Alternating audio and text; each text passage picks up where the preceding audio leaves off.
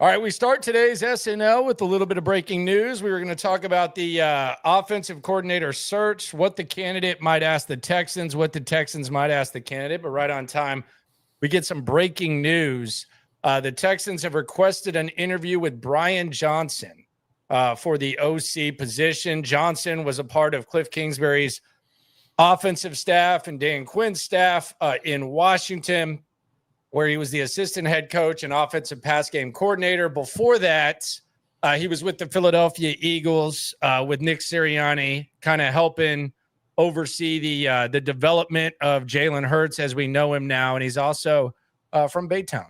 Went to played his football at Utah. So, Cody, you've been all over the candidates. Where do we sit on Brian Johnson? What are the folks? Shout out to the folks. Be sure to subscribe on all podcast platforms. What do the folks need to know about Brian Johnson?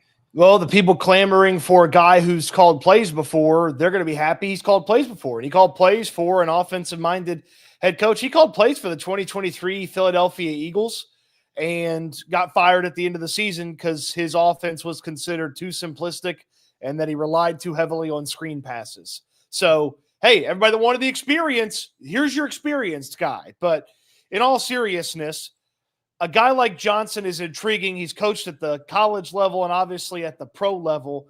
The pro level coaching is a little bit shorter than the college resume, but this is a guy that if he made a lot of mistakes as an offensive coordinator the first time around, it's pretty easy to sit there, talk with him, and figure out if he understands why he made those mistakes, how he made those mistakes, and how to avoid making those mistakes again. So if you believe in the guy that he can not only teach the offense, but he's learned about himself, then that's a candidate that you'd want to consider. But if he comes in there and it feels like he's going to run all the same crap he did in Philadelphia that got him fired, okay, see you later. Thanks for the interview. Thanks for your time. Stay coaching quarterbacks for Cliff Kingsbury and company. Yeah, I mean, he's been a part of some interesting quarterback projections with Hurts and with what we saw from Daniels this year.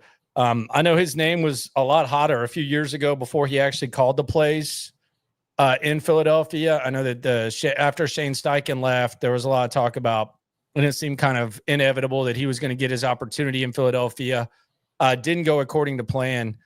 So I don't know how much you make of that. Jalen was pretty banged up last year. Seems like Saquon, obviously they look good right now, and they look better since he left. They added one of the best players in the league in Saquon Barkley. So I think you can take that with kind of a grain of salt. But he has a lot of interesting experience, and he's at least rubbed shoulders with a lot of the guys that are really respected when it comes to getting the most out of their quarterbacks, whether it be early in their career or at pivotal points in their career, like what we saw with Jalen Hurts. Yeah, you look at some of the guys that he's coached under. He's coached under Kyle Whittingham in college. He's coached under Dan Mullen in college. And then obviously the Philadelphia and the Washington stops here in the pros. So he's been around some solid offensive minds. I did, 2017, he was with the Cougs. That wasn't the best year for the Cougs, but that wasn't the best situation for the Cougs either. So it wasn't great in 2017, but if you're going to have a couple of hiccups on your resume when you call offense, it's not always going to be awesome, especially when you've been around the block a few different times. I like him as a candidate more than a Bill Lazor, more than a Thad Lewis, obviously not as much as a Nick Caley. So, yeah, it's a fine interview. It's worth checking in. And look, you got to do your due diligence on as many people in case your top choice goes somewhere else. Yeah, I would say okay on the Brian Johnson thing. It doesn't make me excited. I'm kind of focused on Nick Caley right now. But I mean, you could probably do a lot worse, and it's a good brain to pick at the very least. Zach on the super chat says, shout outs to the mother effing goats SNL. No better place to get updates. Now let's go get this OC pick right and make history in H-Town next year. Close quote. What kind of history we talking? Like conference championship for the first time, Super Bowl? What kind of history we talking? Well, there's plenty of ways that you can go and make history. I mean, conference championship be the first one.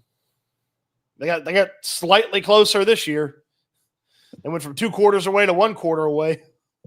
So let's look at this. And I think there's really one guy that we're focusing on here. Nick Caley kind of has options. when it comes to being an OC. I don't think he has to strike while the iron's hot. I think his trajectory is that inevitably he's going to eventually get an opportunity to call plays. And he actually had that opportunity last year. I'm going to talk about this a little bit later on the night stream. Tell the people what time the night stream is. 10:30. There you go. Cody knows. Yep. Went overtime yesterday. That was rude of me to do that to Landry. I shouldn't have done that. 10:30 is when the night stream, same time the last 3 years. Should have done that. But Albert Breer has said that he turned down $3 million with New England. And I saw Seth Payne bring this up. And he talked about, like, this is a guy who has options. He also might have some foresight when knowing that he turned down a job that, I mean, could have ended up being a one and done type of thing. I want to ask this from the perspective of Nick Caley. Just quick note here. The folks on Houston football have known he turned down the New England job since the very beginning of the you've been talking about out. that for a while. You've been talking about that for a while. I know it's sort of remade the rounds. $3 million though. I didn't know it was $3 million. I know it's sort of remade the rounds here today, but I've mentioned that a handful of times here already. So yeah, it's crazy how that happens around here. It does happen around here. Like the Deontay Johnson thing. I think we talked about it the next day, and then it was the week. Yeah. It's crazy how it's reruns on other people's information, and then it's debuts with here. So that's why Zach has all the nice things to say about SNL. Yes, is because you get stuff like that. You're everybody else a month behind. Yeah, it happens. It happens. Some people live it. Some people just do it. But I want to ask this, and the reason I brought that up was not so that me and Cody could meet our petty quota, but the reason I brought that up was because I think there's two different types of candidates. There's candidates who go in and they're basically on their knees and they really, really want the job and they really, really want the opportunity. Seriously, you go in.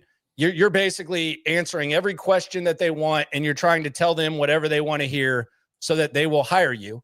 And then there's guys who have options, and when they go in, it's almost like a two-way interview where they're asking you questions. They're asking the interviewer questions, as many questions as the interview's asking them. And I think Nick Caley is really the only guy in this hiring cycle that I see as the guy who's going to be asking the questions to the interviewer, not just dying for the opportunity to be an OC. So this would be my question for you. If you were Nick Caley, what questions would you want to know from D'Amico Ryans and Nick Caserio? And put these in the comments as well. What would you be asking them, assuming that you got options, that would make you want to take this job? I would start with, what's the plan with the offensive line? That'd be my first one. Is what's the plan with the offensive line? Like, if I'm an offensive coordinator and I'm trying to get the Texans job, I've probably combed through every bit of the Texans 2024 season and probably even some of the 2023 season to kind of get myself ready. And I'm sitting here watching the 2024 season, and those 5 guys can't block. So I would be asking, what's the plan with the offensive line? Who can't leave? Like, who can't I get rid of? Who do I have to coach around? Like, that's kind of all within, like, what's the plan for the offensive line? What would be the right answer? Because I think the right answer would be the 2 tackles stay, and then your guess is as good as mine when it comes to the 3 interior guys. I think that would probably be the right question. I would be surprised if there's anything in the future that doesn't involve Laramie Tunsil and then Blake Fisher, obviously, being a part of that offensive line. And then the 3 interior spots will kind of be, I would say, if I was the Texans, I'd be like, well, that's kind of up to you. Like, if you tell me you can fix this guy, I don't know if I'll believe you, but, we can have a discussion on it, but we're going to try to get a new guy at right guard. We're going to try to get some options for you at the other spots and have at it with that. But, it'd be a pretty, like, I'm not saying it's impossible. It'd be a pretty weird sell if I was an offensive coordinator. I came in and I was like, yeah, that left tackle's got to go. It's like, that's it? Like, yeah, the left tackle's got to go. Get him out of here. I'll fix right guard. Like, well, hold on now. It'd be a weird approach. My question would be, what are we doing at receiver? Are we going to what assets are we going to dedicate to the wide receiver position? I would definitely have that question for sure. Like, that's something that I really got to know. what are we doing in that direction? What are you going to allow me to do at wide receiver? Because I think it's very, very crucial that they figure something out there. Yeah, like I clearly get to add guys. What's my budget? Can I go shop for anybody? Do I have to go bargain shopping? Can I look at the first round guys? Or do I need to be focused on day 2 and day 3 wide receivers and veterans to fix my roster? The other question would be, how much of last year's success, and this would be a completely completely hidden thing from what we know, how much of last year's success or lack thereof do you think CJ Stroud was responsible for? How much do you think that CJ Stroud had to do with either being a solution or part of the problem to the offense? Yeah, the coordinator would definitely want to feel how the two decision makers, Nick Caserio and D'Amico Ryans, felt about CJ's season in a hey, let's lay it on the table. Tell me what you guys saw. And then the offensive coordinator would have a good basis to sort of work off of and be like, yeah, I saw some of the same things. So certainly. Now, what are the questions for the OC candidate? Like if you're Nick Caserio and you're D'Amico Ryans, what are your questions? Where is Stroud limited and how are you hiding that? I know what CJ Stroud can do well. I saw it in 2023, but then I saw the NFL sort of catch up and force him into some poor performances. So where is CJ Stroud limited in your opinion? And what are you going to do to make sure that that's not exploited by opposing teams? That'd be one of my first questions for the offensive coordinator. Yeah, that would be mine. I would also ask, how much are you willing to work with D'Amico Ryans, and how much do you feel that you have control of an offense? Can you take control of an offense? That would be something that I would definitely want to ask. And also, how much can you get running backs involved in the pass game? That's gotta be something that happens. I would also ask, what's your current assessment of the skill position players? And is there something that you feel like you need, not want, that you need to operate your offense the way you want it operated? Because if he says, yeah, well, I need 2 stud receivers, then that changes the way I operate the offseason if I hire this guy. If he says, actually, I'll make it work with Nico Collins and whatever we can find at receiver, but we got to fix this offensive line. It's what do you need to operate your offensive line? What's negotiable and what's necessary?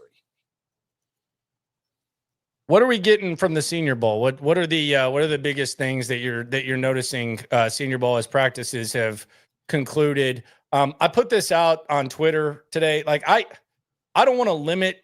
You got to draft this. You got to do this in the draft because I think it's weird to do that, especially when you're at 25 when there's a lot of opportunity. But I will be very uninspired if they go defense in the first round. It's going to be really hard for me to be sold on them going defense in the first round. Yeah, that's going to be tough. I mean, you'd have to have someone that just I don't even know if there's really a prospect that you're like, yeah, I can't pass this guy up. It's one of the deepest defensive tackle drafts. I think it got even deeper with the Senior Bowl and some of the performances of these guys. It's one of the deepest defensive tackle drafts in a while. So even if you liked one of the DTs in the first round, you should be able to find somebody later that can replicate some of what that guy brings to the table. You're set at cornerback. The best safety might be on the board for you, and maybe you have that conversation, but then I would tell you, could you figure it out another way? You do have your starters at safety put together. If you can get the best safety in the draft and you just think he's a total badass, you can sell me on that. Defensive line, you're probably going to be drafting but if there's maybe you can sell me on that, but they've got to address the offense. It has to be, it has to be something that they figure out. It has to be. Yeah. And the thing that really, to me, after it didn't look like it after the first day, but the position group bounced back for the next 2 days.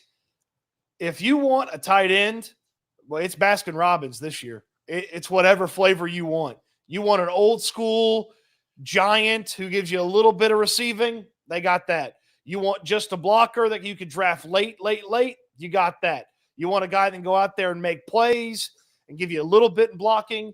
You got there are so many different tight ends, and probably 3 of the top 4 guys weren't even here at the Senior Bowl. Tyler Warren from Penn State, Colston Loveland from Michigan, and then Gunnar Helm from Texas was invited, but ultimately didn't come because they played so long in the college football playoff. And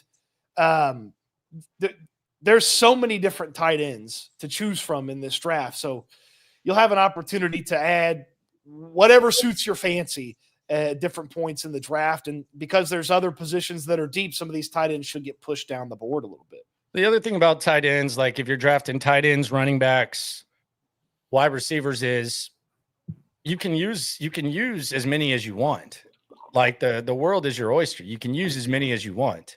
So Dalton Schultz should not prevent you from getting a tight end. Joe Mixon should not prevent you from getting a running back.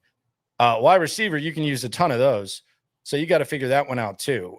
James asked, what are y'all's thoughts on D'Amico potentially going DT in the first round instead of an offensive baller? I think it would be awful. I mean, obviously there's specifics, there's opportunities to still get guys in the second round, but I think it would be awful. I just don't understand how that maximizes what the Texans can bring to the table in 2025. RR asks, Cody, you said the other day, Texans D at 10 and need 11. Oh, yeah. I know what he's saying. Walker out of Kentucky could make them 11. I said that basically if they wanted to go to the AFC Championship next year, the defense, even though they had an elite year, like just one little notch, do you see if the defense, instead of the gauge going to 10, does the gauge go to 11 with the defense? I don't believe they're going to get a shot at Walker. Walker was here at the Senior Bowl after 2 days. He said, thanks, I'm out of here, and hit the road after he put together an impressive couple of days of performance. So I don't believe they're going to get a shot at him. Would he just be a monster plopped right there in the middle? Sure. I don't believe they're going to get a shot at him. And I don't know that totally that's exactly the type of guy D'Amico Ryans wants there, but he's effective and good player, and probably around that late first, early second range where we wouldn't want them taking a defensive tackle. Yeah, I don't like handcuffing myself. I don't like handcuffing myself in the draft. It's just very hard for me to get behind more assets on defense, especially when CJ is about to get paid. So you have that large chunk of pie. Ideally, you want young guys around him. So I would just keep an eye on that. People are asking how the Kaylee interview went. We don't know. I don't know. No idea. I'll be honest. I don't know. People whose reports I don't recirculate were saying it was good, but yeah, I've never heard someone say it went bad. So yeah. I mean, usually the process. We'll just tell you the process. To be fair, I have heard that offensive coordinator and head coach interviews have gone bad before. It just primarily was circled around one candidate. Yeah, and then there was he had his PR attack people whenever that would come out, and who knows? He's had a couple jobs since, and they haven't gone too well. By the way, Chiefs are playing next Sunday, right? Yeah, they are. But usually, like how these reports come out with interviews, typically more times than not, is the reporter asks the agent and the agent tells the reporter. So very rarely is an agent going to say, especially if they want their candidate to get the job or want it to look like they're a candidate for the job, very rarely are they going to say, well, it went crappy. It went bad. Yeah. Not great. Yeah, I mean, sometimes I hope that guys, are honest with themselves if they don't have a good one, because that's the best way for them to get better for the next time. But more often than not, you walk out of an interview and you tell everybody it's important around you, yeah, it went great. It went great. It's like, yeah, why didn't you get the job? Well, I guess the interview wasn't as good as I thought it was. Oh, people are asking about Dalton Schultz, as we talked about tight ends. He basically has a 2-year guaranteed contract. So it's essentially 2 franchise tags. And then after this year, you can figure something out. And that's kind of being asked because it's something I talked about on my channel. I just put together a quick video. I kind of woke up this morning and I was like, All right, how do I localize the Super Bowl? And Steve, I think he's kind of misrepresenting exactly what I said. He said Landry said on his other show the Texans could have signed Saquon Barkley for about the same amount they got. Schultz got Barkley is in the Super Bowl now. My whole thing on the Saquon Barkley was, what would it look like if the Texans signed him, and why did they not sign him? And also, they did a good job pivoting towards Mixon. But basically, the basis of this, and I'm about to show a graphic that's going to be hard for a lot of people to watch, to look at. But there were two reasons, perhaps, why Barkley didn't end up here. And he said that Houston was his original choice. Now, this was before we thought Philadelphia was a possibility. But there's two reasons why he wouldn't have ended up with the Texans. Number one, he was going to end up in Philadelphia no matter what, because he's from Pennsylvania. He wanted to go against the Giants. They have a way better offensive line. They're way closer to getting a Super Bowl. And no matter what, if the money was in the same ballpark, he was going to end up in Philadelphia no matter what. And the Texans, despite their well-documented efforts, were never going to get Saquon Barkley. That's scenario number one, which I think could be true.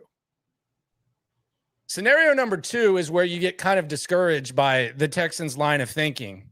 And I'm not trying to depress people, but scenario two is, for the right amount of money, the Texans could have gotten Saquon Barkley, and at some point they decided it wasn't worth it, and they essentially passed while CJ Stroud was on his rookie deal on arguably the best player in the NFL this year, who, again, probably wouldn't have done what he did with the Eagles with the Texans, definitely wouldn't have, but he definitely would have made the Texans a better football team. I think we can all agree with that, regardless of how you feel about Joe Mixon. That right there would be discouraging, because you then ask the question, okay, what was that amount of money that they would not have been willing to give Saquon Barkley? And what did they do with that money that they saved? And that's where I'm warning you, you might want to close your eyes, but that's kind of where you look at the Dalton Schultz contract and you say, yikes. Dalton Schultz signed for 3 years, $36 million, 23.5 guaranteed, and Saquon Barkley signed for 3 years, $37 million, 26 guaranteed. And that's where it kind of hurts. Just a little bit. Yeah, I mean, there was a report a few weeks ago that Barkley turned down two teams that were willing to pay more than the Eagles. Right. And I think that's the whole thing. But if it was about money, and then you look at what they did with the money, that's a hard visual to look at right there. And they'd already made the Schultz commitment because they didn't want him to hit free agency. Right. So it's like, okay, well, if you had an extra $11 million to play with in free agency, is there a number you could have got to Saquon where it's like he has to say yes? Yeah, that's just kind of a hypothetical, a little bit painful if that is the case, and that's the way that they decided to spend their money. I do believe the Texans were financially competitive. No, I do too. They were right there. They're right there. And I think the fact that he got to play the Giants twice a year and got to be in Pennsylvania was something that you would have had to massively overpay to make it happen.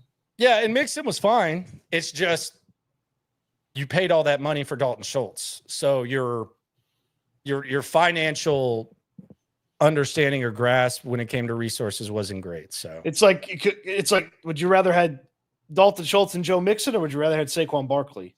It's like, I think I'd rather have Saquon Barkley. Saquon Barkley and like Zach Ertz, or well, geez, Saquon Barkley and Joe Blow. I mean, Dalton was a net negative a lot of the season. Yeah, he was rough. Just get an average player, get a replacement level player. He was rough. It'll be interesting to see what Dalton comes back as next year. Like what's his attitude? It'll probably be the same attitude, right? I mean, it's not going to change. I don't think he's hitting the blocking sled or anything this offseason, is he? Now, the good thing about Dalton, I will defend this on Dalton. I'm hoping that whoever the OC is, and this would maybe be one of my questions if I was the OC. Why the hell did y'all ask Dalton Schultz to block so much last year?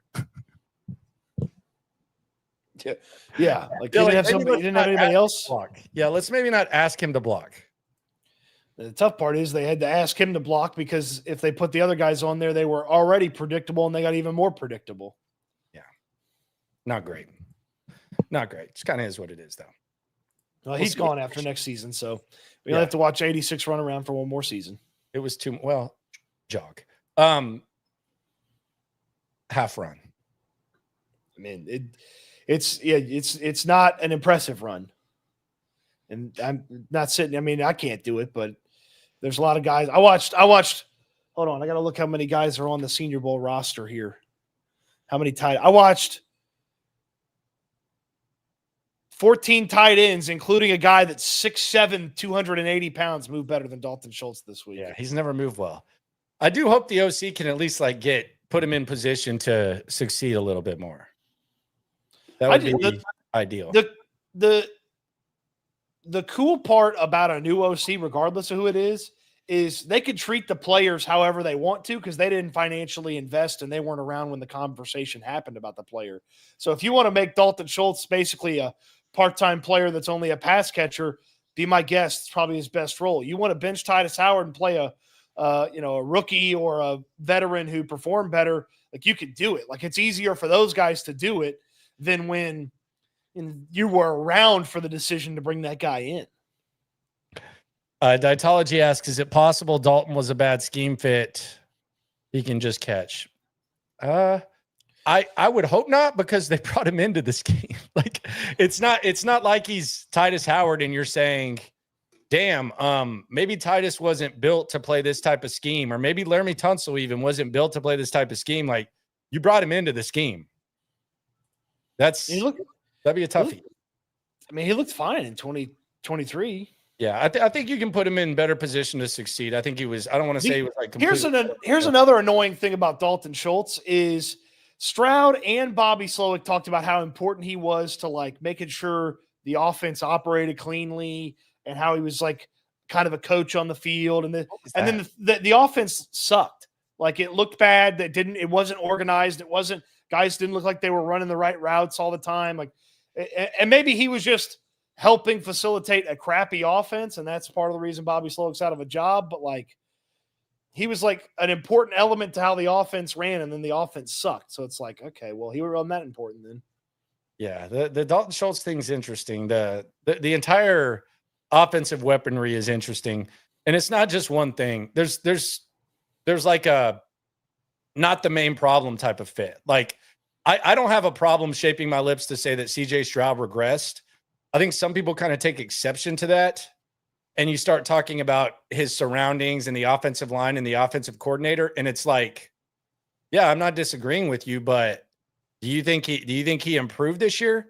If a kid is at a school and he has awesome teachers, and then on the standardized testing, he just does an awesome job. And then the next year the teachers get worse. And when he takes the test, it's not good. It's okay to say that the student regressed. And at the end of the day, it doesn't matter. It's not like an end all be all. You can make up the ground immediately, but under the watch and under the scenarios and maybe some things that CJ could handle, there was regression. It's okay to say that. It's not a fight that you want to have, because that was the fight in Indianapolis that they had for damn near 6 years, where it was well, Andrew Luck's one of the best quarterbacks in the league. It's his surroundings.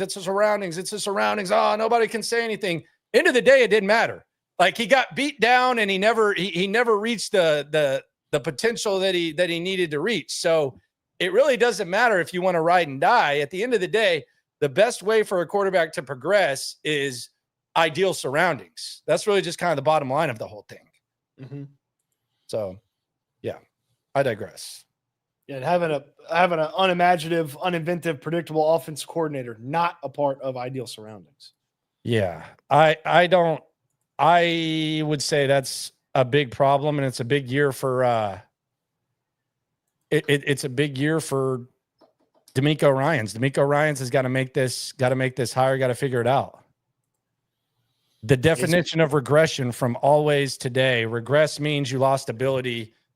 You could just say he had a bad year. I don't know if that's the exact definition. I feel like you're kind of making it up out of sensitivity, but I think it means you didn't. I would say that he he lost everything was worse. He wasn't as accurate. he wasn't as accurate. He wasn't seeing things as well. Return to a former or less developed state. Yeah, you can have the exact same ability and regress. I don't know why that's such a trigger word. Well, I mean, the some of his abilities that were there in 2023 didn't look as good in 2024. That's regression? No, and you can figure it out. Isaiah Bond's speed could help. Dietology says. Isaiah Bond is a controversial evaluation for the draft community because they don't know what to make of. Like his physical tools are great, but he didn't have like a ton of like amazing games like some of these other wide receivers. So it's a very unique. It's very much about like, can I see it? Can I project it more so than some of the other guys? Yeah, you haven't seen it as much. Yeah, no doubt. So we'll see. We'll see how it all goes. Again, Brian Johnson interviewed. Got to figure out what's happening with the offense. It's not just the offensive coordinator. Dalton Schultz, not great. So we'll see how this whole thing goes. Be fun. Yeah. When are you coming back to H-Town, sir? Tomorrow morning. There you go. I'm going to stop at the casino in Biloxi.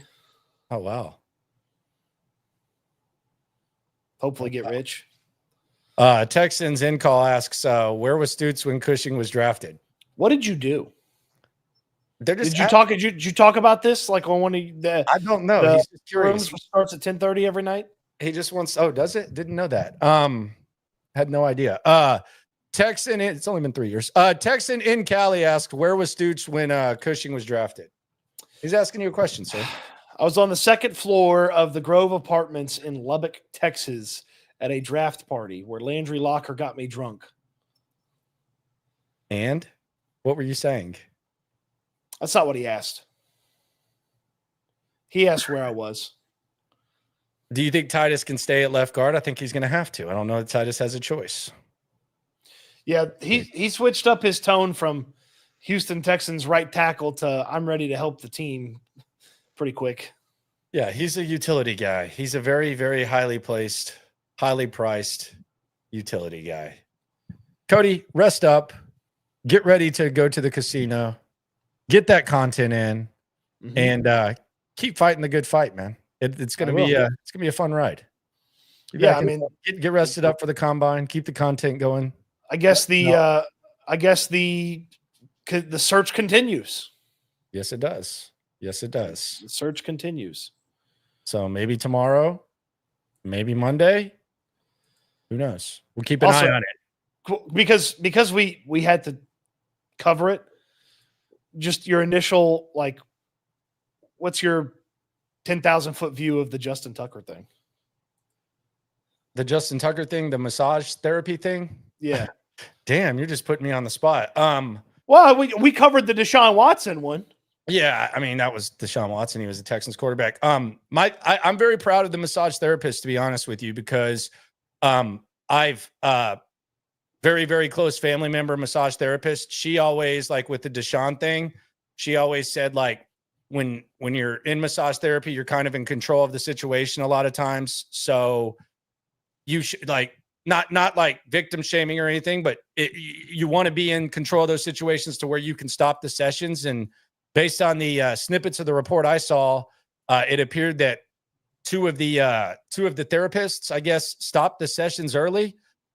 So without making any assumptions as to what was happening, I'm looking at it from that perspective, where you work in an industry where a lot of scumbags, a lot of lowlifes don't know whether Tucker's that, don't know the full length of Deshaun, but they seem to think that you're like a sex worker when you're not.